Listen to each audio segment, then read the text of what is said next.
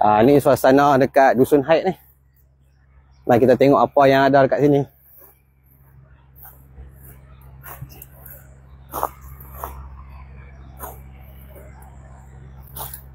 Ini gazebo terletak bersantai ni, yang ada kat Dusun Haid ni.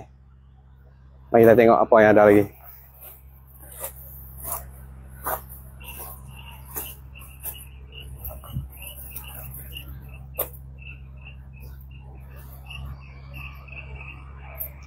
Okey, jom kita pergi tengok sungai.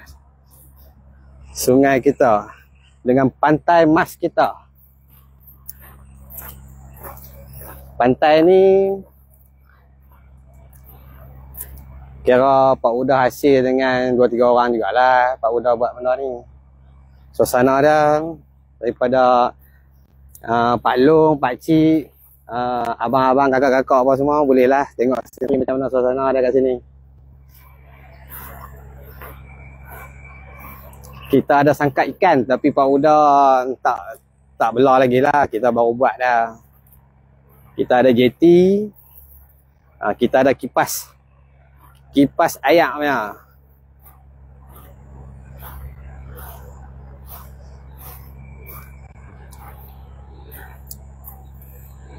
Kita ada boat pun ada. Boat kita ada 2. Boat fiber satu. Boat pelampung satu. Boat angin.